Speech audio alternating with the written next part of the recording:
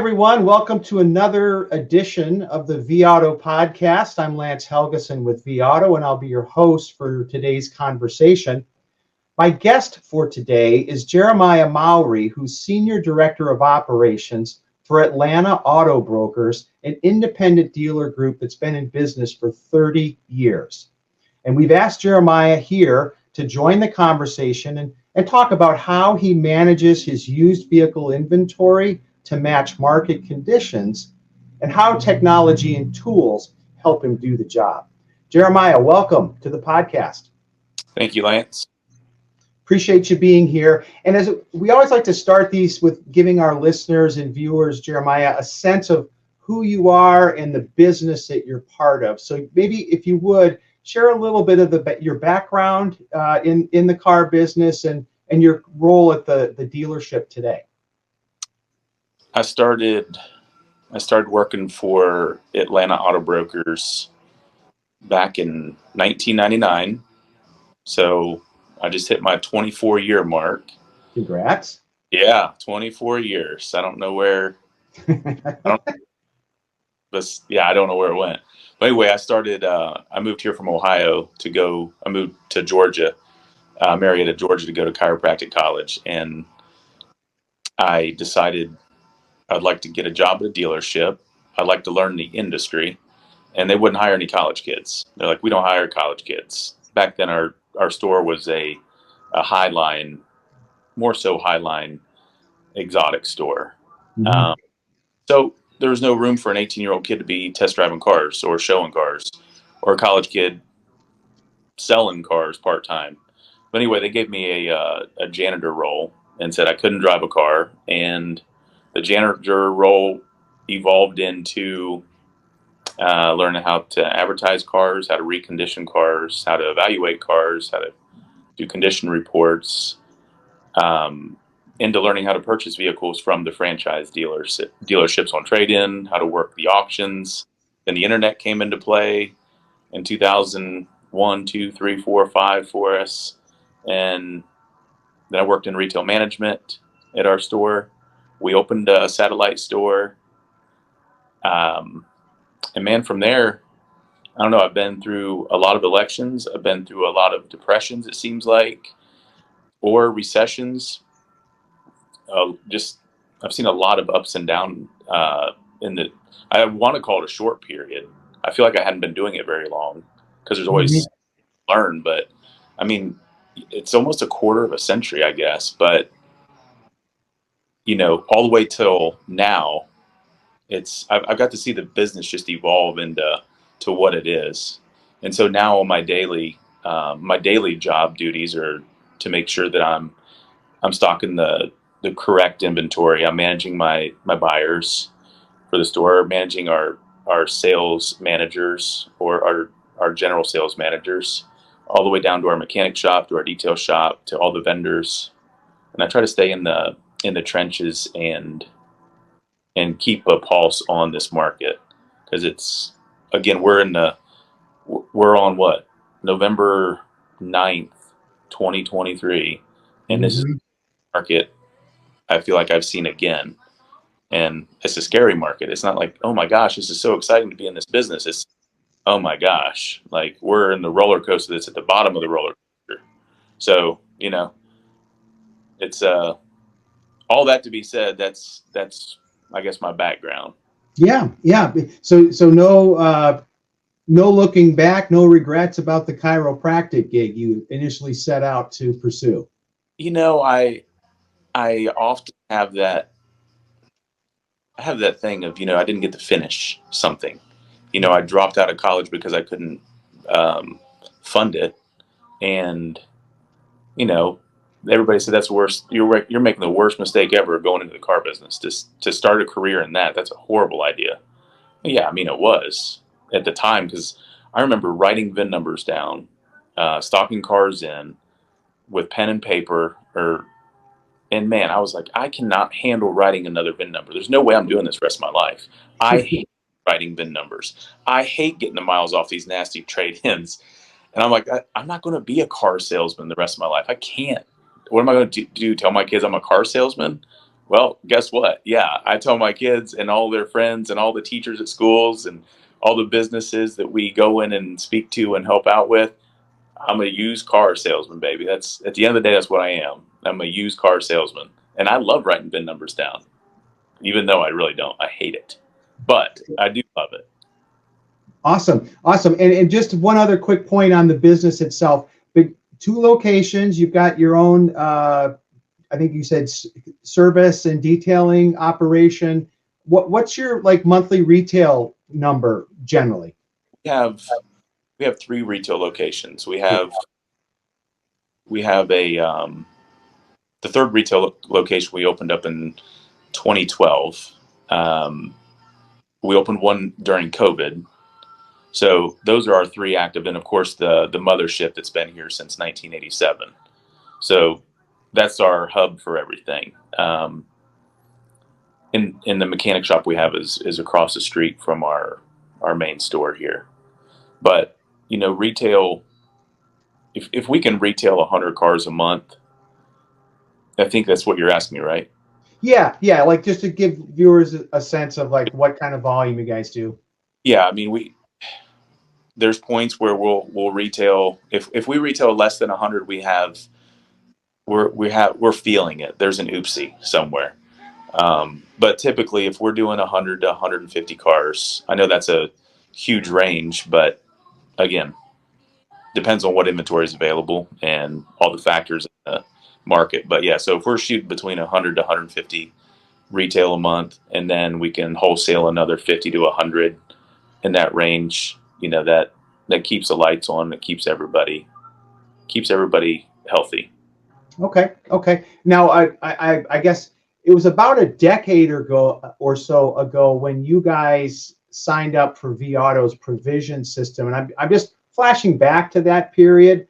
What were maybe some of the factors that led you to say, "Hey, this tool kind of looks right for us"? Yeah, Flash 2012, 13. We were going through internally. We were making a change. We brought in a general manager that wanted to really guide the business to a retail business. Back before he was here, we had a lot of wholesalers inside the building. Hmm. There was a division between wholesale and retail. There was literally like a wall that was built between the employees, and the wholesalers wanted the retail salespeople to sell their cars, and the retail salespeople wanted to make sure they got paid good money on those cars when they retailed them. But there was always an animosity between the two entities. Even though we're one company, we still had a wholesale retail wall, and it was like a separate inventory. But what this new ideal was to combine all of our inventory under one stock number and buy the wholesalers out, so there was no shared profit per se. So when we went to a one stock number inventory, we needed a way to really manage that. And I don't remember what other solutions were out there, but I remember seeing vAuto going, man, this is crazy that this is possible. And when when we put it all in one spot, and then we learned about the syndication of how we could, I think that's how it went. When we learned Hmm. how it was to get a car, because back then it seemed like everything was like really spread out. There was a vendor for everything, but nothing talked to each other. Nothing talked. So you could have eBiz for a website. You could have dealer.com for a website. Then you would have a DMS of Frazier or Dealer Track or Reynolds or Wayne Reeves. But when you shot all of your information, all of your cars out to these websites, and then it wouldn't go to cars.com or autotrader.com or eBay or OVE or Manheim. It's like there's all these weird spider webs. So there's a spider web and everything's going different directions. Well, I think that's how it happened back then. At least that's a picture I have in my mind, because Yeah. now it's really clear where the spider web is still existing. I mean, but when we have our DMS now, those cars will now get funneled straight into that one spot of vAuto. From there, we syndicate, and everything just spreads out, and everything's managed right here. So as long as the input's done by the right person into the DMS, and then it gets into the vAuto and pushes everywhere, that becomes, I mean, that's my heartbeat every single day is when the car leaves my DMS into here. And that's what I watch. I don't know how many hours a day, but I know it's every morning between 5 to 7 a.m. And then usually every night before I go to bed between 10:30 and midnight, I'm touching it. And then throughout the day, I live inside of it as well, doing my appraisals or sourcing or price adjusting or descriptions or merchandising. Okay. Okay. So you run that for the whole group versus having somebody at the individual locations kind of do that work and then you check it, so to speak. Yeah, and we've got we've got a store manager at each location that is extremely capable of doing it, and they dabble in it, but when it comes to pricing the vehicles initially, I would say 95% of the time I'm pricing the cars, and then doing price adjustments. I have a little bit of a team help on that. There's usually a text message that goes out if we're lowering prices in the market. Um, we put a group text out there and let our guys know, hey, we're adjusting prices. Let us know what cars you have deals working on, so we don't touch them. So I have a little bit of help with that team, and they have a threshold of what they can get us to a good, great, fair deal in the market. But yeah,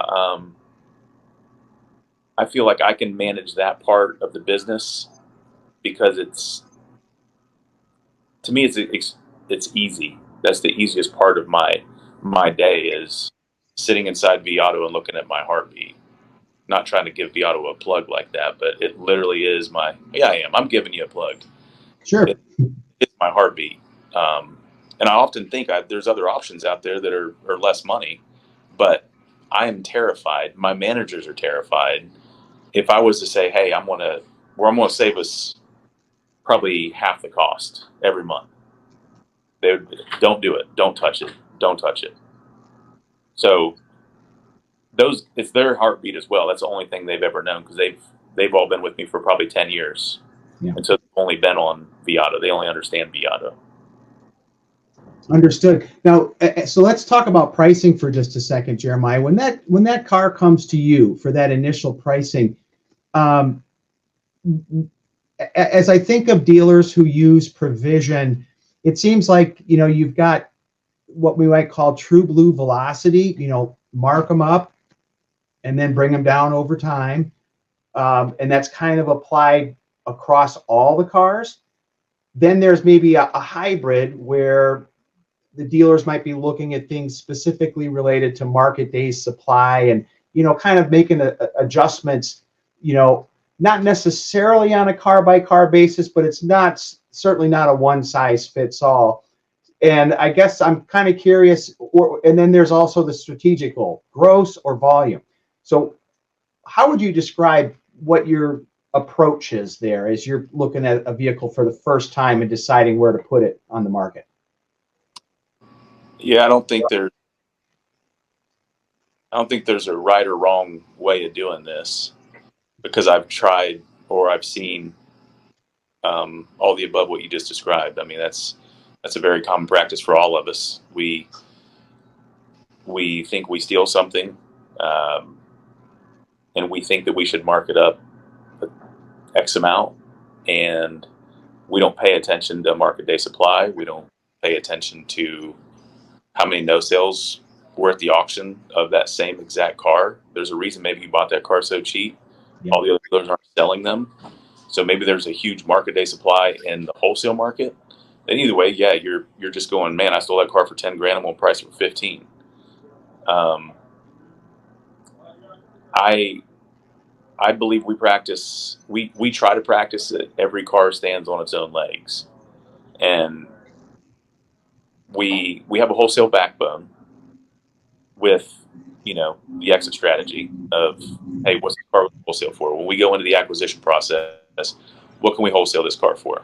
yeah, we're in the retail business with 3 retail locations, pay a bunch of rent, but what can we wholesale this car for? So as we back into that number, and then you have the flip side of the coin. What can we retail it for? How many are in the market? What color are they? Well, how many are sitting at the auction that didn't sell? Or is it an auction purchase? How many fees are on it? Where's the car coming from? So again, there's so many factors that go into how you want to price that car. Um, but I try to let each car stand on its own legs, and I try to go off replacement value. If I know that I can pick that same car up, and there's plenty of them sitting on the ground, and it's a 35-day market supply, I'm going to milk it for 95, 100%. I try to not look what my ACV is, but the truth of the matter is, you do look at that. It's still emotional to us. I mean, it took so much to buy that car. Yep. So I like to say case by case, and some cars that I think I do steal, or I think that I have a really good wholesale position on, and the retail is not good. Toyota Tacomas are to us is Toyota products for us generally aren't a good retail car, but they're great wholesale cars. Our retail margins are extremely thin on them, but they're good cars. They don't break down. Customers like buying them, but it says I can price cars 90% to market, make a little bit of money and sell them, but I really got to price those cars in the 80%. So I try to pay attention to market day supply. I try to pay attention to what replacement value is, or my wholesale out, and add some money to it. So I don't know. I know I'm all over the board on pricing, but to me, it's a gut feeling as well. You have to have the art and science Right. combined, and Yep. the time that you're taking your art out of it, and you're letting the science do the work. In today's market, you're not going to be making money. That's my opinion. Yeah. Every time I think I can let a computer tell me what a car's worth and what I can sell it for, I may come out on some cars, but overall, at the end of the day, there's no same car that's the same used car market. That's why I believe they need to stand on their own legs. You may buy a package of cars, and you hope you spread them out a certain way, but I don't know. I guess everybody's probably different in that, but to me, it's just a car by car. I understand. Yeah, and everything you just explained, Jeremiah, suggests that those are the multitude of factors that go into determining what you might do with a particular car. Some of them are going to matter more for some cars versus others. So I'm tracking with you. I'm tracking. Now, Yeah. I'm curious, in terms of acquisition, I guess right or wrong, I sort of regard independent dealers as maybe a little more auction dependent than franchise dealers. So, but I also understand that over the last couple of years, the effort to diversify sourcing channels at dealerships has, come along in earnest. So how does that look for you guys, in terms of the auction versus maybe trade-ins, or mining your service department, for acquisitions? How does that work? That's been probably the rockiest road. Well, I think buying cars is the rockiest road. And I think that's probably why I love this business so much is I was trained to buy cars from franchise dealerships, not from other wholesalers, Mm-hmm. not from an auction. You don't buy cars from an auction. And then as we got closer, and that's how we made a living for a long time, just off of dealer trade-ins that they don't stock. But as the big stores as big stores buy little stores, they turn into corporate stores. There's all of a sudden a wholesale program that is put in place, or a no wholesale to dealers. There's no more dealer to dealer. It's only brick and mortar. It's only upstream auctions. So us wholesalers get kicked out of those. There's still people that will wholesale us cars, but again, it goes back into the relationship and what store didn't sell that you can still buy cars out of. So we're relying on, going back to your question about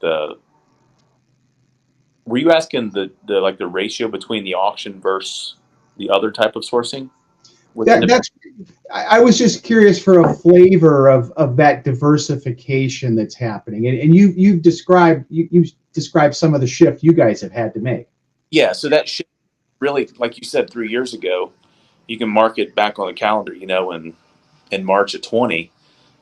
Um, you either it either went one or two ways. You either, if you're still dealing with those dealers, they went ahead and liquidated all their cars to you because they were scared, or the other ones held on to all the cars because they weren't scared.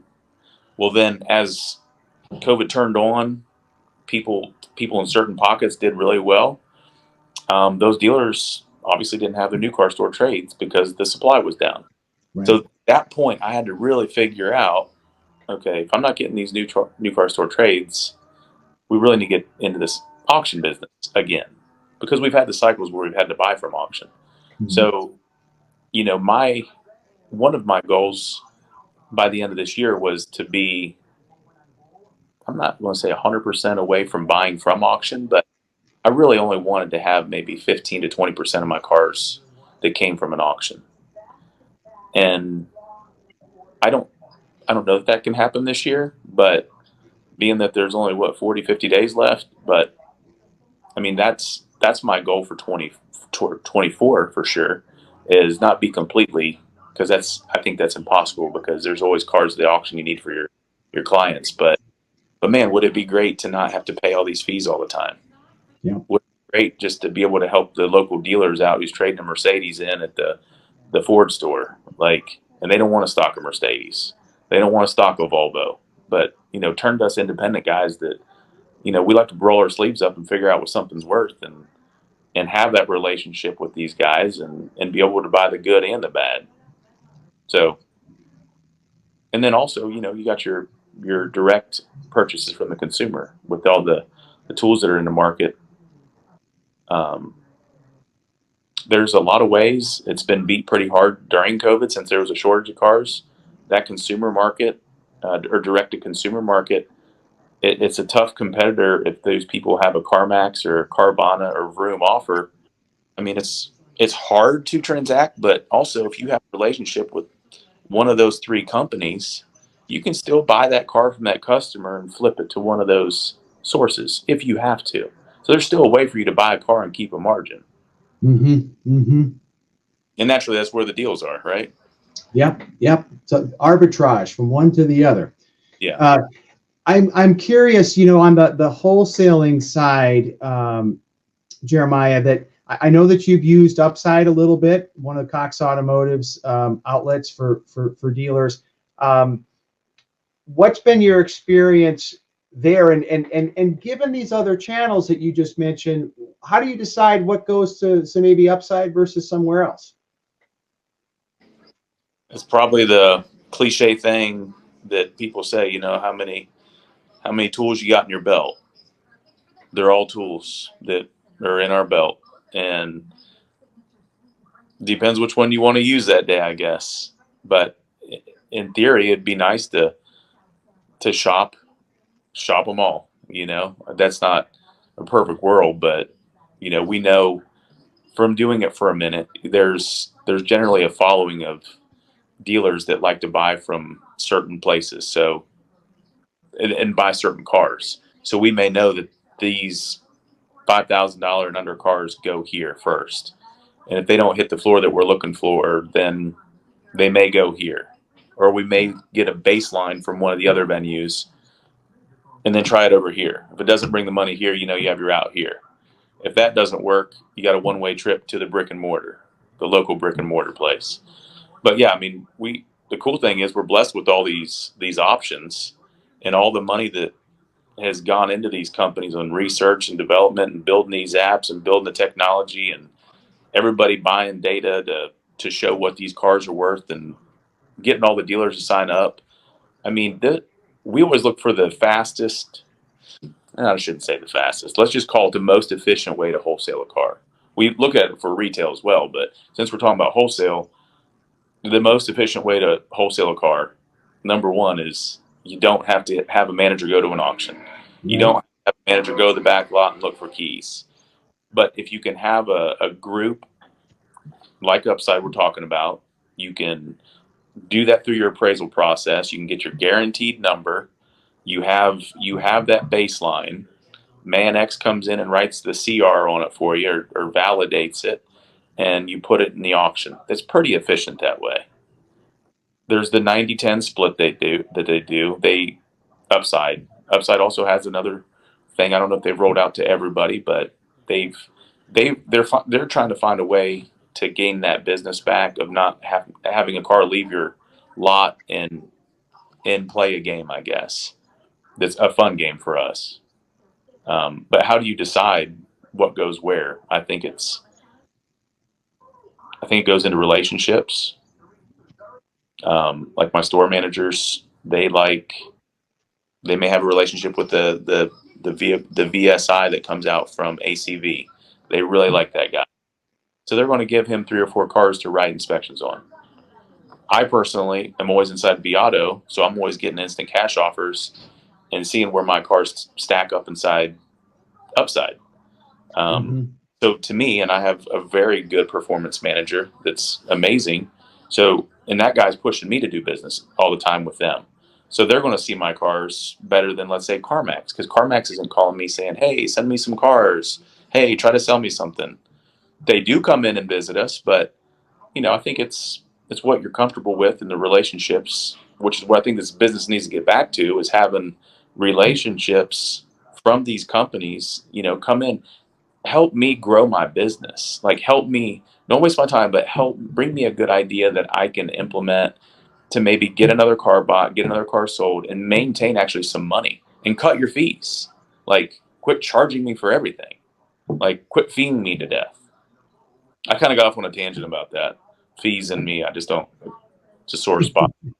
You're not the only one, Jeremiah. Do not worry. Do not worry. I guess when it just to going back, you'd mentioned one of the goals you had for 2023 was maybe getting auction purchases down to 15-20%, and so is the difference, if I assume that you've reduced it over the past bulk of the year, but I guess I'm kind of curious on direct. You mentioned direct to customers a bit challenging, but then you also mentioned Kelley Blue Book Instant Cash Offer. Is that helping you tap that channel?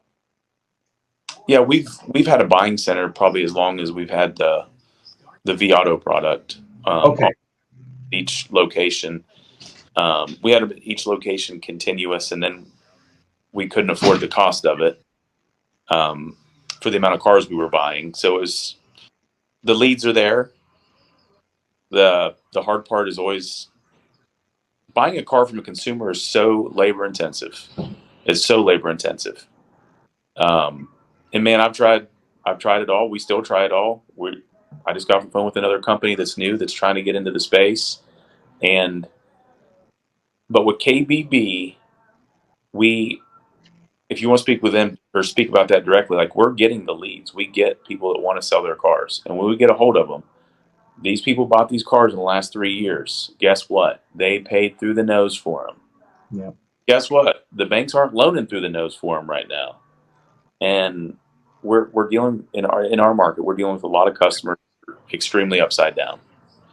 Yeah. We're dealing with customers that have driven that car to the end of the world, serviced it as long as they could, and now the car has got a bad transmission, it's got a bad motor. It's time to go ahead and just get rid of it. So, and we can buy that car, but guess what? It's hard to get a motor now. It's hard to get a transmission. It's hard to keep a car jammed in the shop for 2 to 4 weeks. So we're getting that business, but it's been more of a challenge here in the last I'm going to say 2.5 months on our off the street acquisition. It's been extremely challenging, but we have got some nice cars through there in the last couple of months. But So go ahead. yeah, I was going to say it's just the hardest it's been. Yeah, that I've heard that getting customers bought and just what the lenders are doing is a big issue. It needed that because it got out of hand. I think during COVID, there were people that received loans that probably shouldn't be in them, and they got really good interest rates. And now you get somebody that deserves the car that doesn't get the interest rate they deserve, and it's just all part of the cycle, I guess, of life that we're in. One last question, Jeremiah, that I guess as you look ahead to 2024 and closing 23, you mentioned that reducing dependence on auctions is one of your goals. But as you look forward to 2024, what would you list as one or two key priorities? My biggest priority is getting to connect more with our employees. I feel like I'm present. You know, the days that I'm inside the stores, we're talking about business. We're talking about what's happening, what cars are sitting where, what cars need to get through service, what cars we've retailed, 1-star reviews, 5-star reviews. What can we do to get more business? But I feel like I'm missing the connection of knowing our people better, knowing them on the personal level better.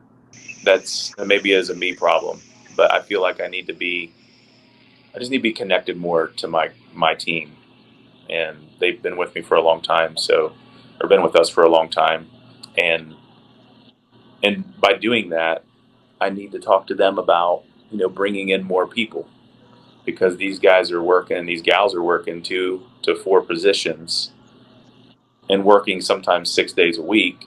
Most of our people work 6 days a week, and so by adding value there, Mm-hmm. and learning more about our team, I need to add more people to the team, and I need their help to do it, because it's once again it's hard to find. There's no secret there, it's hard to find people, but I need to find the right people, and I need their help to find the right people. So I definitely need to be more connected, because the last couple of years it's just all been like a blur. And how fast can we get to the finish line? And how fast can we sell these cars? How fast can we cash the checks? Yep. Yeah. Understood. Well, I think the first step towards that goal has already happened, Jeremiah, and that's the understanding of this is what you got to do, Yeah. and it's a Right. matter of doing it. Thank you, Jeremiah, for taking time to share your perspective here on the podcast. We're grateful for it. Yeah. Thank you. And folks, thank you for listening to this edition of the vAuto podcast. Until next time, stay well.